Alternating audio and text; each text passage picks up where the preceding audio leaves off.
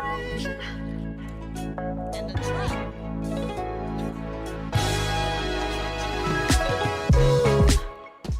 Greetings, ladies and gentlemen. Welcome to another episode of the Dan and Neb Show. What's good, everyone? Back on the podcast, me and Dan. Dan&Neb Show, let's get it. Let's do it. All right. So today's topic: nuclear energy. Nukes for the future. Nukes for the future. Yep, that's the plan. I'm telling you, man. America has been asleep for far too long. They've been sleeping heavy. So, let's start out with some facts, okay? All right, bet, let's do it. Nuclear energy Yeah. is the most efficient form of energy. Okay. And what was that stat that you brought up? It was by the pellet? Yeah, actually, really interesting, Pat. So apparently, one uranium pellet equals 17,000 cubic feet of natural gas, 120 gallons of oil, and 1 ton of coal. A single pellet. One single one. That is Right. actually mind-blowing. Yeah. So, like in the 1950s, there were concepts that Ford brought out Yeah. of a nuclear-powered car. And of course, a lot of you might have seen like a thorium-powered car that Chrysler brought up. It was just like an idea. Right. And so again, in 1957, the Ford Nucleon. The coolest damn name I've ever The heard. Ford, that was a car? Imagine being like, I drive a Nucleon. That'd be like, like That's the they'd be toughest like, thing. yo, look at me and my new like Ford Nucleon. That's way better than the Tesla. Drive around a nuke. The only problem I can think of with this car is, God forbid, you get into an accident. Yeah, especially if like the But there is like thorium, for example, is a non-fissile. a fissile. Fissile, meaning it's not explosive. Okay, So interesting. it's Okay. naturally occurring, slightly radioactive metal. Okay. It was named after Thor, the god of thunder. That's the fucking coolest thing. That's some like Marvel action going Thorium. on. Yeah, it's literal Thorium, thorium. Forget okay. vibranium. This is thorium. A real Damn. thing. It's not like a... Wait, was that thing where like that freaking superhero? What is his name? Tony Stark. Is that the thing he had in his heart? I think that was supposed to be vibranium. Oh wait, really? I think. I'm not sure. Okay. But as far as thorium's concerned, it is both safer and more efficient than uranium. Holy shit. I'm not going to get into the complicated science about why that is. But Yeah, we're not bio it's majors. safer. Yeah, At least for me. Neither am I. Yeah, it's much safer, and so there seems to be so much good things about nuclear energy, right? Okay. Yeah. And yes, like there have been accidents in the past, a handful, and Pretty bad ones. right, and many people died, 100%. Yeah. But when you compare nuclear versus coal, in terms of a death count, Yeah. there are 99.8% fewer deaths from nuclear than coal. Holy shit. 99.6% fewer than oil and 97.5% fewer than gas. That's pretty drastic. Just saying, That's pretty crazy. it is safer. It is it's most of the sources that you read online say it's one of the safest and cleanest energy sources, but it is the safest and the cleanest energy source. Think about it. This is what's going on. Well, we can't do nuclear fusion. Yeah. Well, we can. Like, I know the Chinese are experimenting with that. Okay, of course. The Chinese government is right now. Well, I don't know if it's government or research institutions. We'll do a later episode on China. It'll be a very interesting episode. I think a lot of you guys will hear some interesting, maybe controversial opinions. Yeah. Maybe, but But we'll see. hey, just leave it here. So China is a very highly successful story. Very impressive. Absolutely. State sponsored everything. But yeah, going back to the nuclear energy. Back to nukes. Yeah. So Back to China nukes. is actually experimenting with a nuclear fusion, which is what happens in a star. Nuclear fission, of course, is a different process. It's Okay. like, can be combustible and can be dangerous, like Okay. we've seen with Chernobyl. So Chernobyl. Ooh. Actually, before we get to Chernobyl, Yeah. why do we hate nuclear energy, especially in America? I think it's because it was used as a weapon. Like, not just once, but twice. Like, there was the attacks on Japan. We bombed 2 cities, and a lot of people always remember like the mushroom clouds, and Right. the soldiers that were involved in that operation ended up getting cancer like years later, Right. and so they kind of blame the nuclear bomb on those 2 cities in Japan as the reason why they got cancer or some type of like crazy illness. So Okay. there's a negative connotation to nuclear. But think nuclear about this: even nuclear energy. Japan. Yeah. Japan has a ton of nuclear energy, if I'm Yeah. not mistaken. Hold, let's see. One of the most popular ones is I think it's pronounced Fukushima. Yeah, we know why it's popular, but Yeah, it's very popular. Yeah, I think I saw something on CNN, but you can't trust anything what those guys say. let's see. So about 5% of in 2011 to 2020, 5%, about a little more than 5% of their energy was powered by nukes. That's actually Mind quite a you, lot. That's for a country that dealt with one of the largest, well, there's nothing compared to Chernobyl, but Fukushima was a huge disaster. Yeah, especially with the environment, not necessarily like the loss of life.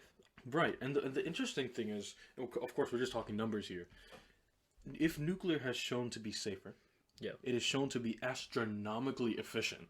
that's also true. Like without even you could not compare the efficiency. Yeah. And yeah, it's a little difficult to get it to a small enough size where like it's in a car or something. But for example, if nuclear energy was powering 100% of the United States today, Yeah. everyone would have electric cars. Be a lot cheaper than owning a gas car, which Yeah. it already is, but it'd be even more so because solar and wind can only get you so far with the current technology, which is advancing fast, but not fast enough to where like we can revolutionize the entire energy segment in like a day, which nuclear has the potential to do. So why is it that we have such animosity toward nuclear energy when it is clearly, in terms of climate change, it is clearly the most viable option we have? I think the main reason is probably from the car companies themselves. So clearly, everyone makes money off of oil. There's OPEC, the big international, multinational companies, and I mean, if nuclear is probably cheaper and healthier option, those companies don't want to do it because they'll be losing a lot of money. Like a lot of countries depend on oil and natural gas, like all the OPEC countries, like BP, like all these different type of companies, and countries rely on this, like on these multiple let me products. ask you this: how are they determining that we can't invest in nuclear energy? Again, I guess it's kind of like the whole like marijuana and weed thing, right? Like at one point it was very useful, like hemp papers, to make papers and all this other like cool stuff. But there was literally people in different companies, not naming names, right? We don't want not naming names, but yeah, those companies basically said, yeah, like weed's bad, weed's evil. They had propaganda. They put in like the media, and then that also now working with nuclear energy, because nuclear energy, according to these stats that Dan was just pointing out, it's a good option. It's a safe option, and it's a cheaper option. But there's companies and corporations and countries that don't want us to know this information. They're like, hey, forget about nuclear. It's all about gas. Or if you want to be kind of hip, want to be part of the valley, you get a Tesla. Okay, but that stops there. You're not going nuclear. Right? Yeah, you can get a Tesla. We can get a solar farm here and there. But the thing is, those just and they're developing really quickly. And hats off to the people in those fields. They're putting in good work. But man, it's gonna take forever. And on top of that, even if you could scale up solar and wind, how are you gonna store that electricity when the sun's not shining? Yes, there's like Tesla battery technology, which like they're making industrial grade size things, but these are all stopgaps. These are not permanent solution. And I've heard it said before that nuclear would be a good stopgap between now and the point where renewables are the future of the world. Of course, nuclear is a fantastic option. Yeah. So is it propaganda from these companies that's like shifting the American? Because many polls have gone out, many surveys have gone out, and people are overwhelmingly in disapproval. Nobody wants a nuclear facility in their city. I mean, see, the thing is, like, I actually kind of agree with like what like the quote unquote masses agree on. I wouldn't want a nuclear power plant near my city just because, like, if there is a chance, which is like probably 0.001% of it being leaking or blowing up, I wouldn't want to live there because, like, it's just like equivalent to like drinking bad water per se, like in Flint. Yeah. Like the water has lead, so it's kind of the same thing. Like, oh, maybe the nuclear energy, if it spills, it might damage my environment. Right. So a lot of people are like, hey, I don't want a nuclear power plant. I read books about World War II, how many like lives were lost because it was used as a weapon. Then you hear about Chernobyl and then Fukushima and all this other type of stuff. A lot of people wouldn't want it, right? But if they actually knew the actual benefits of nuclear energy, they might change their mind. But just because of the media and like social media too, right? Because social media kind of reads the culture. Not only they're not gonna be like, hey, they're gonna be like, they might change them. Not only do they have to know the pros of nuclear energy, I think people don't really know the cons of what's actually happening with oil and gas. I think what they happens, do. like, for example, I think people are like, obviously, when a nuclear disaster happens, it's huge. You can't miss it. Yeah. The effects are obvious. Yeah. But the effects... And it's in your face, too, social media. It's literally, like, everywhere. But the effects of how oil and gas change your body aren't really publicly known. Like, people have an idea, oh, yeah, like, you know, decreased air quality, you know, that kind of thing. Mm-hmm. But nobody really values that. They think it's just like it's, you know, quality of life thing, you know? Because it's not talked about. It's not talked about. The reality is these things substantially reduce life expectancy. Yeah. That's why, you know, actually DC is a perfect example of this. Oh, really? But yeah, parts of DC that are, you know, economically disadvantaged. People call this like... You're talking about Southeast. Yeah, like Southeast, for example, best example. Yeah. Where there's proximity to manufacturing hubs and... not manufacturing hubs, but, you know, manufacturing facilities, factories, and that sort of thing. Yeah, the sewer place too kind of smells, right? Yeah, it's disgusting. If you hop on 295, it's the nastiest smell, and you can't avoid it. You know, and 295 is right along where? Southeast. Of course, makes so they put, you know, the shittier stuff in what they deem to be economically disadvantaged areas. Yeah, it's like the ghettos of Gotham City, like DC. And what people don't realize is that the people there have shorter life expectancy, and when you narrow that down to the cause of death, lung and respiratory related illnesses are high. Of course. Why do you think that is? Like, people don't value that as much as they do a nuclear disaster, because a nuclear disaster is like, boom, one and done. But I think this is over time. Yeah, right. And I think that ends up favoring these oil and gas companies who then get to do like whatever the hell they want because there's no real competition. There isn't. That's 100% true. Right. That's why the world runs on oil, man. U.S. foreign policy has been dictated by oil since oil was found. Yeah, exactly. Welcome to America. Welcome to America, yeah. But hey, I'd rather be part of the winning side than the losing side. You know, no offense to the losers. But so when you move into China. Oh, I'm telling you, man. They are winning, dude. Way they behind, are winning, dude. On so many levels. Oh my god. You know? Even the culture wars, dude. Dude, like here, look at this. And actually, I spoke with. I think I told you this already. Yeah. I had a conversation with. Xi Jinping? No, that would have been interesting. Anyways, okay. So I had a conversation with a former talk show host. I'm not going to name names. Okay. But he was telling me. Oh, Fox News. What? What? I didn't say anything. But he was telling me that. You know, America's like lost its soul. You know, this thing that you hear from like old Republicans. But the reality is, there's no cultural unity in this country, of which there is a lot of in China. I know, yes, there are exceptions. There, but isn't it kind of like everyone in China is kind of like the same? It's hard to say that. The majority of Chinese people. I'm not trying to like say they're all the same, but there's like about like 80% they're like Han Chinese. They all speak Mandarin. There are some people like in the southern part of China that speak Cantonese, but that's just basically a dialect of Mandarin, I think, to my best knowledge. And then there's people that speak Mandarin with a Taiwan or Shanghai dialect. But and then there's also Uyghurs and the Hakka people. But that's like here. You know? That wouldn't work out here. Like here, everybody look. I feel like everyone's different. 80% of the American population speaks English. You go to the south, it's a different dialect than in the northeast. You go to the west coast, and you've got West Coast. That's also true. And then it's this weird mix. But I think politically. And, even personally, I feel like we really are not united in any sense of the word. We're so not. We are pretty behind in that regard. And that goes a long way. Do you think so the culture? Or I think it's... Or politics? Because, hey, there's weird people. Man. There's weird people that try to take advantage of, like, political... Actually...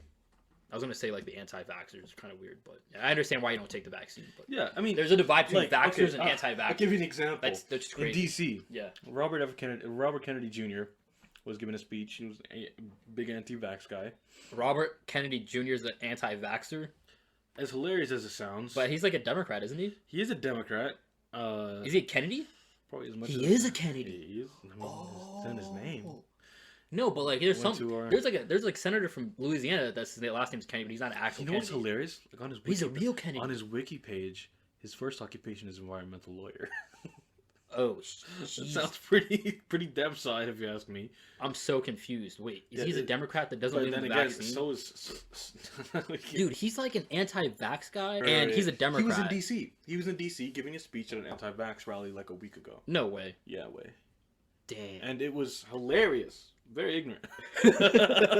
Very ignorant. Like, I'm of the belief, like, you probably shouldn't force people to take the vaccine. You should just highly suggest it. I highly suggest it. You know, show more evidence. Like, I personally, I've seen all the evidence I need to see for the most part, and it's out there. Like, the information is out there. But I don't think people should be forced to take it. No, they shouldn't be forced. Sets a bad precedent, in my opinion. Yeah. Absolutely, you should take the vaccine, in my opinion. State an opinion. At least the first two. Yeah. First two are pretty helpful. These boosters are kind of like, I guess it depends on like your age. Like if you're over a certain age, you should take it. You're more at risk. Yeah. You're more at risk. Yeah. I agree with that. Wait, what do you think about the children thing? I mean, people are under 12 years old or like. That one's weird because I don't know how you test for that. You can't test on children, so yeah, that's kind of like test for that. Like that, I don't know. That's a little difficult. I mean, if you want to test on monkeys, it would have to be like baby monkeys, right? Yeah. Like, so now that's a whole other like ethical consideration. That's that Dr. Fauci thing. He tried to like do something on dogs. Like, by the way, think about the dog. The Fauci has a really good book. I don't know if it was written by Fauci. Hold on, Dr. Fauci.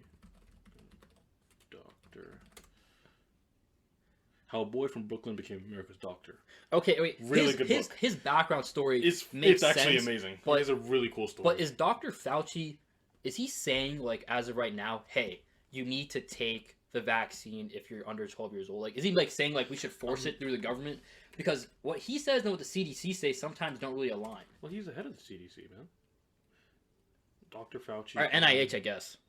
Dr. Fauci on... what? And why are there so many like different variants, like the Amarion variant, the Singer variant? So, and actually, I had a conversation with a doctor from Johns Hopkins University. Ooh, you're very fancy, aren't you? What can I say? You talk to Xi Jinping, and now you know people. Yeah, Xi Jinping, man, he's A1 on my contact list, bro. But yeah, no, what was I saying? Yeah, I had a conversation with the doctor. Yeah. Not Fauci. It would be pretty crazy. Not Fauci, of course, of course. But what the doctor was telling me was that because the virus doesn't benefit from being deadly, over time it will evolve to be less deadly. With every variant, and they're even confirming this with the later variants. I think Delta might have been an exception, but as far as Omicron is concerned, yes. Delta was there for like a week. You're right. Delta was pretty short. Yeah, at least as long as you don't live in India, as far as I know. Oh man, shout out to Narendra Modi. He's my man. That's the homie. Now, actually. Really? Yeah, it's actually pretty rough. You know, less dangerous.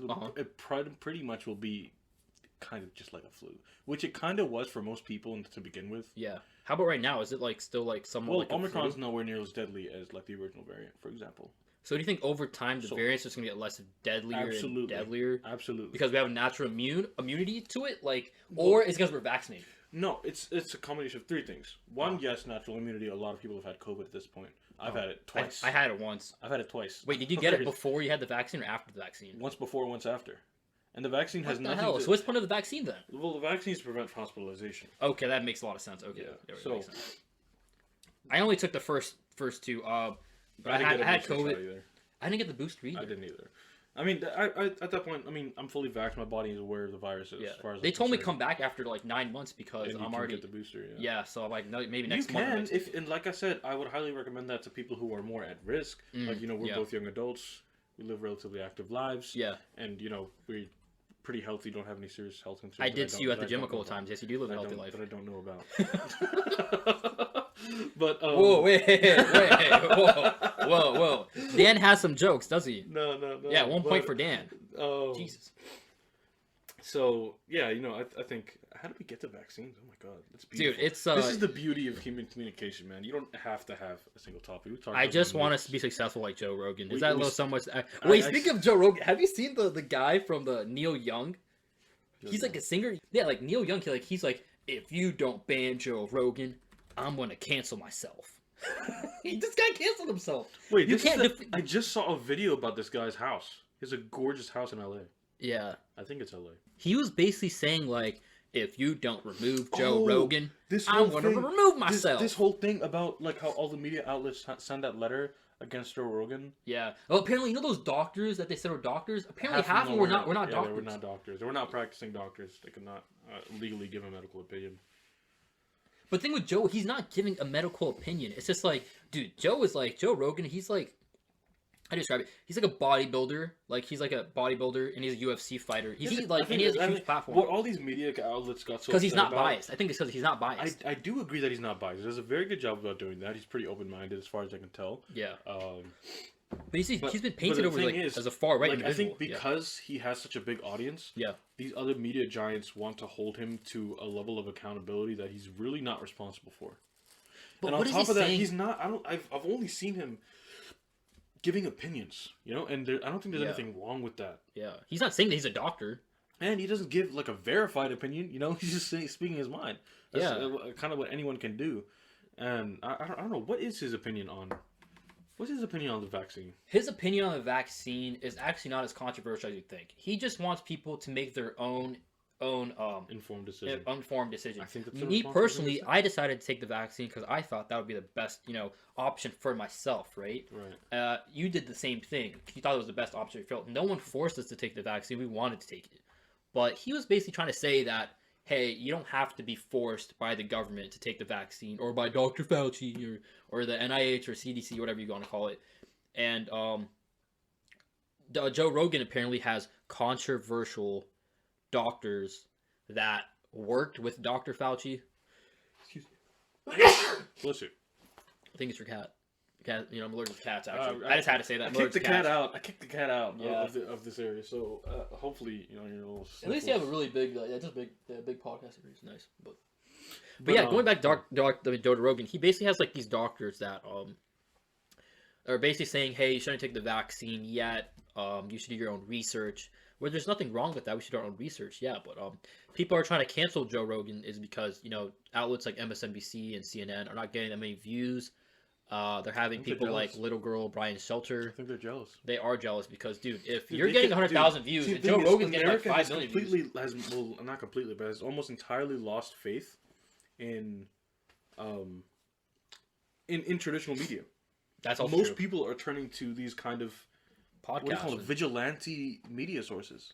Yeah, I guess you would call it freelance, non-corporate media. They're going to people like Joe Rogan. They're going to Tim Pool. They're even going to Louder Than Crowder. Those crazy guys. They're even going to Louder Than Crowder. They're going to Ben Shapiro. With the exception of Tucker Carlson, unfortunately. Him and his bow tie, man. It's gone places. Literally, he made bow ties great again. The dude is a walking hypocrisy. Yeah, he used to be a liberal 10 years ago. He kind of just changed his tie to a bow tie and called himself a Southerner. It was what are you doing? But dude, he has so many followers. And then also Crystal and Cigar, they used to be part of The Hill. That's the only reason why I was subscribed to The Hill, because of Crystal and Cigar. And now they're fully independent. Now they have their own thing. So people are leaving MSNBC and Fox. They're staying on Fox News only to watch Tucker. No one really wants to watch Lauren Ingram. She's not interesting. Screw you, Lauren. Jesus. Look. Yeah. I think this all ties in. We were just talking about, why, for example, we don't trust nuclear energy. Yeah. But nukes are bad. They're the future, realistically speaking, and they have every right to be. Yeah. But exactly. I think we don't have... There's no trust in this country.